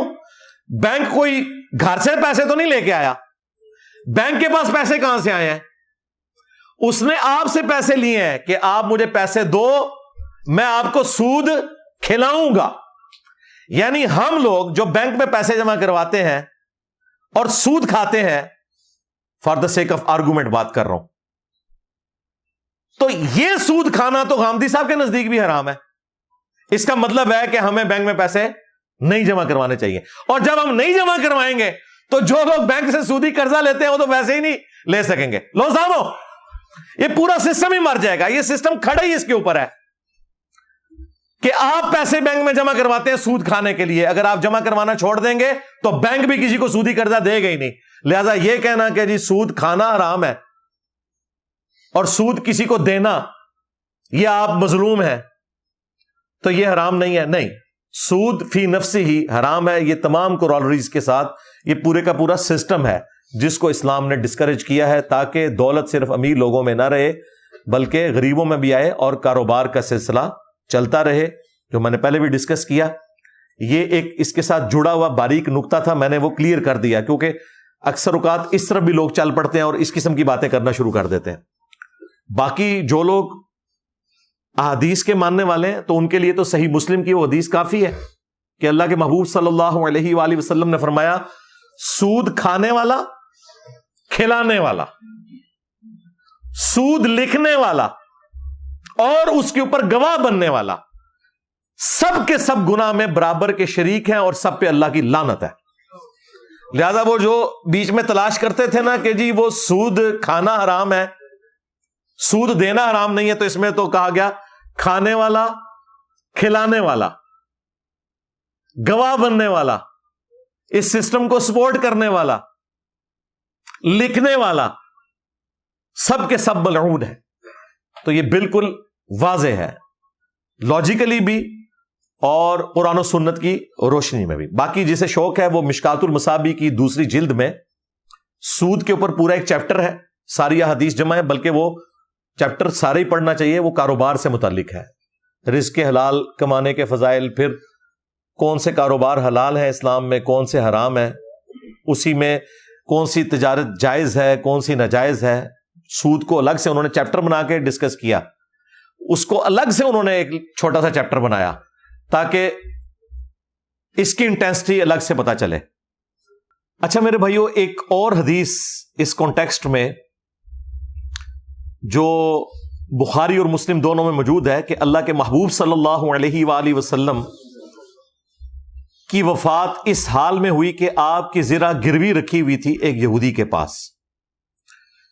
یہ حدیث اس بات کا ثبوت ہے کہ آپ کفار کے ساتھ لین دین کر سکتے ہیں، پلس اشیاء کو رہن یعنی گروی رکھ کر اپنے معاملات کو چلا سکتے ہیں. ویسے تو سورۃ البقرہ میں بھی گروی چیز رکھنے کا ذکر موجود ہے.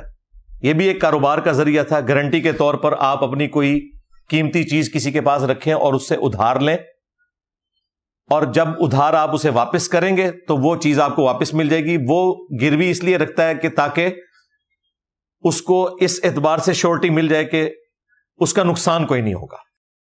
اس کانٹیکسٹ میں ایک حدیث ہے صحیح بخاری میں اور سنن نبی داؤد کے اندر کہ اگر کسی شخص کے پاس آپ نے اپنی کوئی سواری گروی رکھوائی ہے یا کوئی بھیڑ بکری گروی رکھوائی ہوئی ہے تو وہ شخص اس گروی چیز سے فائدہ نہیں اٹھا سکتا سوائے اتنا کہ جو آپ اس جانور کے اوپر خرچہ کر رہے ہیں اس کے برابر آپ فائدہ اٹھا سکتے ہیں. یعنی گھوڑا آپ کے پاس رکھوایا، اس گھوڑے کو آپ کھلا رہے ہیں تو اس کے بقدر آپ اس گھوڑے کی سواری کر سکتے ہیں. اس سے زیادہ کریں گے تو آپ اس سے وہ نفع ناجائز والا اٹھا رہے ہوں گے. وہ اسلام میں اجازت نہیں ہے. اسی طریقے سے ابو داؤد میں آیا کہ بھیڑ بکری کے اوپر جو خرچہ کر رہے ہو نا، بخاری شریف میں بھی یہ موجود ہے، تو اتنا دودھ اس کا استعمال کر سکتے ہو.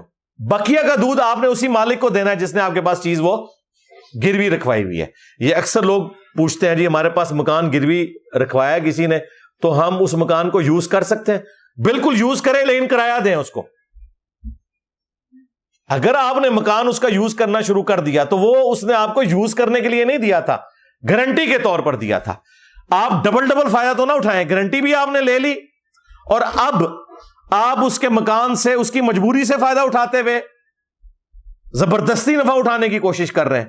تو اس کی اسلام میں اجازت نہیں ہے، اور نہ اسے اس کاروبار کے اوپر قیاس کیا جا سکتا ہے کہ جی آپ ٹائم ویلیو آف کموڈٹی لے سکتے ہیں. وہ معاملہ بالکل اور ہے، وہ کاروبار کے کیس میں ہے. جہاں پر کوئی شخص قرض دیتا ہے وہاں پر یہ والی چیز اپلائی نہیں ہوتی. رہن اور گروی رکھی ہوئی چیزوں سے آپ نفع نہیں اٹھا سکتے سوائے اتنا کہ جتنا آپ اس کے اوپر خرچہ کر رہے ہیں اتنا آپ نفع اٹھا سکتے ہیں. یہ چیز کے ساتھ جڑی ہوئی تھی، اس لیے میں نے آپ کو بیان کر دی. اس سے متعلق میں نے مختلف اوقات میں مختلف انداز سے گفتگو کی ہے. ابھی بھی کافی ساری چیزیں رہتی ہیں، لیکن اتنی گفتگو اس ٹاپک کے اوپر میرا خیال کافی ہے. اگر حلال اور حرام کاروبار کے حوالے سے آپ کو کوئی ویڈیو چاہیے تو فارکس ٹریڈنگ لکھیں اور ساتھ لکھیں انجینئر محمد علی مرزا، تو میری ویڈیو کھل جائے گی جس میں میں نے حلال اور حرام کاروبار کے جو بنیادی اصول ہیں وہ بتا دیے. باقی ہم نے آپ کو صرف اچھے لڑکے اور لڑکی کی خوبیاں بتانی ہیں، رشتہ نہیں ہم نے ڈھونڈ کے دینا. لوگ ہمیں جناب بھیجتے ہیں کہ بتائیں یہ کاروبار جائز ہے یا ناجائز، ہم ان کو ویڈیو بھیجتے ہیں کہ دنیا میں تو لاکھوں کاروبار ہیں. اگر ہر کاروبار کے اوپر میں ویڈیو ریکارڈ کراؤں تو عمر نو بھی مل جائے نا تب بھی میں نہیں کروا سکتا. ہم آپ کو موٹی موٹی باتیں بتائیں گے. نمبر 1، سودی کام نہیں ہونا چاہیے. سود کی ڈیفینیشن کیا ہے وہ آج میں نے ڈسکس کر لی. اپنے کاروبار کو آپ بہتر سمجھتے ہیں کہ کہیں سود تو نہیں آ رہا. نمبر 2، پروڈکٹ حلال ہونی چاہیے، حرام پروڈکٹ نہیں ہونی چاہیے. یعنی اگر کوئی شخص شراب کا کاروبار ایمانداری سے کرتا ہے یا ہمارے کے پی کے چند بھائیوں کی طرح ہیروئن کا کاروبار بڑی ایمانداری سے کرتا ہے تو وہ حرام ہی رہے گا. پروڈکٹ حلال ہونا ضروری ہے. نمبر 3، جوئے والا کوئی معاملہ نہیں ہونا چاہیے. اور نمبر 4، غرر، دھوکہ نہیں ہونا چاہیے. اسی دھوکے کو اوائڈ کرنے کے پوائنٹ آف ویو سے وہ حدیث ہے بخاری مسلم کی کہ نبی علیہ السلام نے سونے کے بدلے سونا، چاندی کے بدلے چاندی، گندم کے بدلے گندم کے کاروبار کو صرف اس صورت میں حلال قرار دیا ہے جب یہ دست بدست ہو رہا ہو، نقد پہ ہو، ادھار پہ نہ ہو. ادھار پہ گیا تو اس میں پھر یہ چانسز ہوں گے کہ اس کے اندر سود کی آمیزش ہو جائے گی. وہ ایک ٹیکنیکل ڈسکشن ہے، وہ کس طرح ہو جائے گی. وہ مسلم شریف میں حدیث موجود ہے، ایک صحابی ایک سونے کا ہار خرید کر لائے اور اس کے اندر سونا جتنا لگا تھا اس کی قیمت زیادہ تھی، اس سے کم رقم پہ وہ سونے کی اشرفیاں دے کر لائے، تو نبی علیہ السلام نے کہا یہ تو سود والا معاملہ ہے، لہذا 10 ب 10 کرو ویٹ تول کے. یہ نہیں ہے کہ آپ ہار سونے کا لے کے آئے ہیں، پیسے آپ نے دیے 3 تولے کے برابر اور اس میں سونا 4 تولے کا لگا ہوا ہے. اور یہ اس زمانے کی بات ہو رہی ہے جب سونے کی ہی اشرفیاں ہوتی تھی، یہ منوس نوٹ نہیں آئے تھے، کرنسی نوٹ. یہ سارا کا سارا فتنہ تو اس کی وجہ سے کھڑا ہوا ہے نا. اب تو نوٹ کی جو انٹرنسک ویلیو اور فیس ویلیو اس میں فرق ہے. پہلے یہ ہوتا تھا کہ سونے کی اشرفی ہے، دنیا میں جہاں کہیں لے جائیں اس کی وہی ورتھ ہے، لیکن یہ نوٹ کی وجہ سے اب یہ اتار چڑھاؤ والا معاملہ شروع ہو گیا، کیونکہ حکومت پاکستان نے اس کے اوپر لکھا تو ہوتا ہے کہ حامل حاضہ کو مطالبہ پر ادا کرے گا، یعنی یہ جو سرٹیفکیٹ ہے نوٹ، اس کے اگینسٹ سونا ہے اسٹیٹ بینک کے پاس، اگر آپ مطالبہ کریں تو وہ آپ کو ادا کر سکتا ہے. یعنی ہماری گارنٹی، وہ لکھا ہوتا ہے حکومت پاکستان کی گارنٹی سے شائع ہوا. یہ نوٹ کے اوپر آپ ذرا جملے دیکھیں نا جو لکھے ہوتے ہیں، یہ بڑے حکمت امیز جملے ہوتے ہیں کہ گارنٹی ہماری ہے، ورنہ تو کاغذ کا ایک ٹکڑا ہے نا، اس کی تو کوئی اہمیت نہیں. آج گورنمنٹ اناؤنسمنٹ کرے کہ یہ نوٹ ختم، تو 5000 کا نوٹ جو ہے وہ 5 روپے کا بھی نہیں رہے گا، گورنمنٹ کی پیچھے گارنٹی ہے. لیکن یہاں پہ ہماری غریب حکومتیں، اتنا سونا ہوتا ہی نہیں ہے، نوٹ چھاپتی جاتی ہیں، اس کی وجہ سے آپ دیکھتے ہیں کس طرح مہنگائی بڑھ جاتی ہے. ایک الگ سے ٹاپک ہے. بہرحال کاروبار کے پوائنٹ آف ویو سے ہم صرف آپ کو اصول بتائیں گے کہ ان اصولوں کا آپ نے خیال رکھنا ہے. اس طریقے سے یہ ڈراپ شپنگ کے حوالے سے بھی اکثر لوگ پوچھ رہے ہوتے ہیں، اور بھائی جس ڈراپ شپنگ کو نبی علیہ السلام نے منع فرمایا ہے، قبضے میں لیے بغیر چیز کو آگے بیچنا، تو وہ غرر کو اوائڈ کرنے کے لیے تھا. آج وہ معاملہ ختم ہو چکا ہے. آج اگر کوئی شخص کسی کمپنی کی پروڈکٹ کراچی سے منگواتا ہے اور بھیجنی اس نے پنڈی ہے اور رہنے والا وہ جہلم کا ہے، کوئی ضرورت نہیں ہے کہ وہ پہلے جہلم منگوا کے اس پہ قبضہ کرے. کیا کرے گا؟ جپی ڈالے گا اسے. وہ ڈائریکٹ آرڈر کرے، وہاں سے وہاں چیز پہنچ جائے گی. اور اگر اس میں کوئی خرابی نکلی تو وہ کمپنی خود گارنٹی دیتی ہے کہ پروڈکٹ غلط ہوئی، خراب ہوئی، آپ واپس کریں، ہم آپ کو پیسے لوٹائیں گے. چونکہ اب کمپنیاں پیچھے کھڑی ہوئی ہیں، چاہے وہ موبائل کمپنیاں ہوں، چاہے صابن سے ریلیٹڈ ہوں، باقی چیزیں ہوں، لہذا اب وہ غرر والا معاملہ ختم ہو گیا. نبی علیہ السلام کی پیچھے تھیم یہ تھی کہ غرر نہ ہو، کہ ایک بندے نے مارکیٹ میں، منڈی میں کھجوریں خرید لی ہیں، ابھی قبضہ کیے ہی نہیں، دیکھا ہی نہیں ہے کہ وہ کھجور ویسی ہے یا نہیں ہے، اور آگے اس نے پروفٹ رکھ کے بیچ دی ہے. تو اس لیے کہا گیا تھا پہلے قبضہ کرنا ہے. اس کی ایسے بعض جو سلفی علماء انہوں نے کہا نہیں جی پہلے چیز پہ قبضہ کرنا ہے، تو یہ آپ جو امیزون کے ذریعے بزنس کر رہے ہیں، یہ باقی سارا حرام ہے. او بھائی اللہ کے بندو، یہ جو کاروبار کر رہی ہیں یہ کمپنیاں، آج اگر نبی علیہ السلام دنیا میں موجود ہوں تو ان ساری کمپنیوں کو آن کریں. جتنی ایمانداری سے یہ لوگ بزنس کرتے ہیں، چیز خراب نکل آئے تو کئی بار کہتے ہیں آپ چیز بھی رکھ لیں، پیسے بھی آپ کو واپس کریں گے. ہوتا ہے کہ نہیں ایسے؟ اس کو یہ کہنا کہ اس زمانے میں وہ ڈراپ شپنگ سے نبی علیہ السلام نے منع کیا، وہ والی ڈراپ شپنگ اس وقت بھی حرام تھی، آج بھی حرام ہے. لیکن یہ والی جو ڈراپ شپنگ ہے یہ تو چیز ہی کچھ اور ہے. غرر کو آپ نے اوائڈ کرنا ہے، دھوکے کو اوائڈ کرنا ہے، تو پھر یہ سارے کے سارے کاروبار حلال ہو جائیں گے. نمبر 1 سود نہ ہو، نمبر 2 پروڈکٹ حلال ہو، نمبر 3 جوئے والا کوئی ایلیمنٹ نہ ہو، اور نمبر 4 غرر نہ ہو. غرر میں یہ بھی آتا ہے کہ یہ نہ ہو کہ تھریٹیکلی کمپنی ہو، کمپنی ایگزسٹ ہی نہیں کرتی. اس طرح کے بھی آن لائن بزنس چل رہے ہیں نا، کہ جی اتنا سونا لیا اور بیچ دیا، اور وہ جو کمپنی ہے نہ اس نے کبھی سونا لیا اور نہ کبھی بیچا، چیز ایگزسٹ ہی نہیں کرتی. تو یہ غرر ہے. یہ آپ پیسے کے ذریعے پیسہ جنریٹ کر رہے ہیں، یہ کاروبار بھی حلال نہیں ہوگا. چلے میں نے لگتے ہاتھ آخری 5 منٹ میں آپ کو پوری ایک کاروبار کے حلال اور حرام ہونے سے بھی جو متعلق چیزیں تھیں، یعنی اچھے لڑکے اور لڑکی کی خوبیاں بتا دی ہیں. اب رشتہ آپ خود تلاش کریں، ہمیں نہ ای میل کیا کریں کہ جی یہ علی بھائی یہ کاروبار ہے، اور بھائی وہ کاروبار کے اندر جتنی گدڑ سنگیاں نا وہ علی بھائی سے زیادہ آپ جانتے ہیں جو کر رہے ہیں. آپ نے خود یہ 4-5 چیزیں دیکھ لینی ہیں جو میں نے بیان کی ہیں. اگر یہ نہیں ہے تو کریں آپ، بے شک، آپ کو کس نے منع کیا؟ لیکن ہمارے متھے نہ مارا کریں، کیونکہ ہم سے بعض اوقات لوگ چیزیں چھپا کے فتوے لینے کی کوشش کرتے ہیں، اور وہ پھر کہتے ہیں جی وہ انجینئر صاحب نے کہہ دیا. میں نے تو خیر آج تک یہ حرکت کی نہیں ہے، باقی لوگ شاید کر لیتے ہوں، ہم نہیں یہ کرتے. ہم ہمیشہ وہ ویڈیو بھیجتے ہیں آج کی یہ ویڈیو انشاءاللہ تعالی میرا خیال ہے ان تمام چیزوں کو بھی کور کر لے گی. کیوں جی منصور بھائی کوئی چیز رہ تو نہیں گئی؟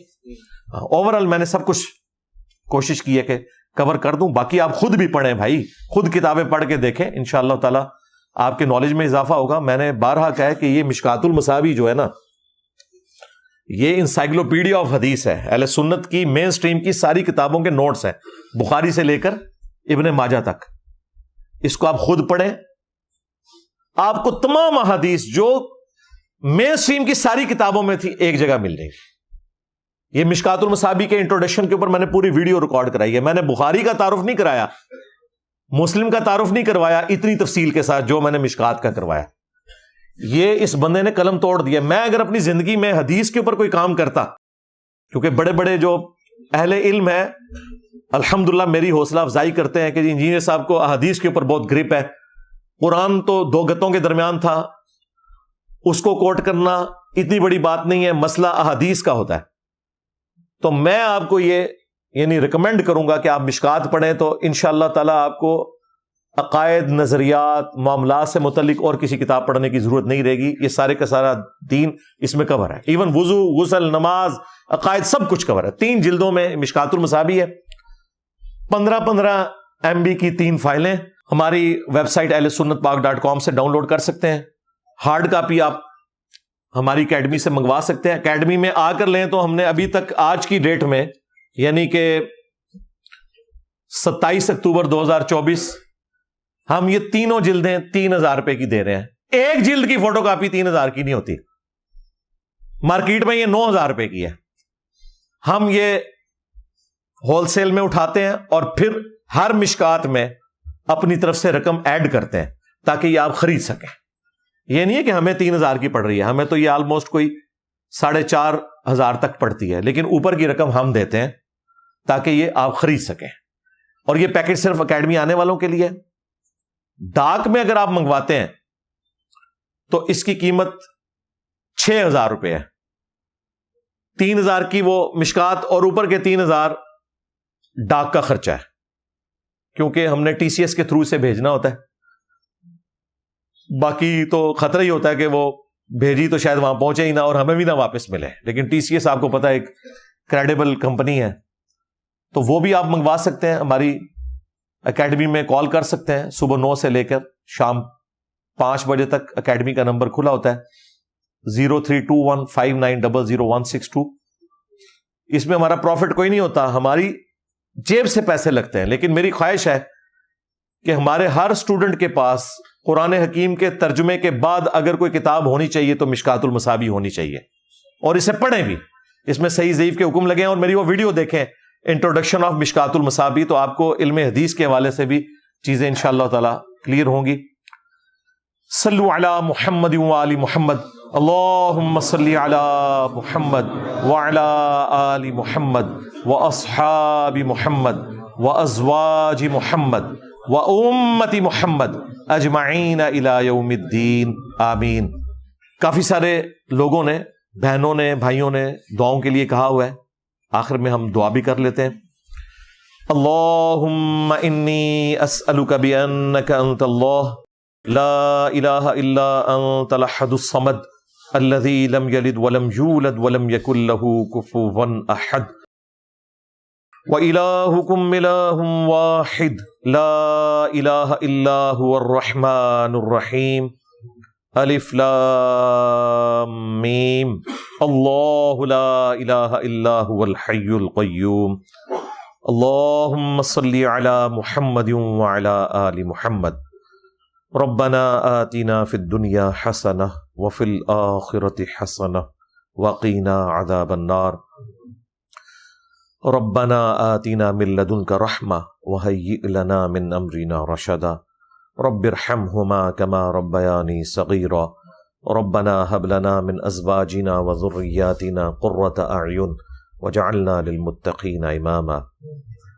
اللہم اغفر لحینا ومیتنا وشاہدنا وغائبنا وصغیرنا وکبیرنا وذکرنا وانثانا اللہم من احییتہ منا فاحیہ علی الاسلام ومن توفیتہ منا فتوفہ علی الایمان اے اللہ جن جن بھلائیوں کا سوال تیرے محبوب صلی اللہ علیہ وآلہ وسلم نے تجھ سے کیا، ہمارے حق میں، ہمارے ماں باپ کے حق میں، ہمارے بیوی بچوں کے حق میں، ہمارے رشتہ داروں کے حق میں، پوری امت کے حق میں قبول و منظور فرما، اور جن جن چیزوں کے شر سے تیرے محبوب صلی اللہ علیہ وآلہ وسلم نے تیری پناہ طلب کی، تمام مسلمانوں کو ان چیزوں کے شر سے اپنی پناہ عطا فرما، بالخصوص فلسطین کے مسلمان، کشمیر کے مسلمان، انڈیا کے مسلمان، چائنا کے، یمن کے، عراق میں، افغانستان میں، شام میں، پاکستان میں، جہاں کہیں کس پرسی کی زندگی گزار رہے ہیں، غیب سے ان کی عزت، آبرو، جان و مال کی حفاظت فرما، ہمارے ملک پاکستان کی خیر فرما، پورے عالم اسلام کی خیر فرما، اندرونی اور بیرونی خطرات سے محفوظ فرما، تمام مسلمانوں کی تمام دینی، دنیاوی، جسمانی، روحانی، ظاہری، باطنی پریشانیاں، تکلیف، مصیبتیں، دکھ درد، بیماریاں، دشواریاں دور فرما، اور تمام نیک دلی جائز دعاؤں کو اپنی بارگاہ میں قبول منظور فرما۔ اے اللہ ختم نبوت صلی اللہ علیہ وآلہ وسلم کی برکت سے ہمیں قرآن و سنت کی دعوت کو پوری دنیا میں عام کرنے کی توفیق عطا فرما۔ سبحان ربک رب العزت عما یصفون وسلام علی المرسلین والحمد للہ رب العالمین، وصلی اللہ علی النبی الکریم وعلی آلہ واصحابہ اجمعین الی یوم الدین، آمین۔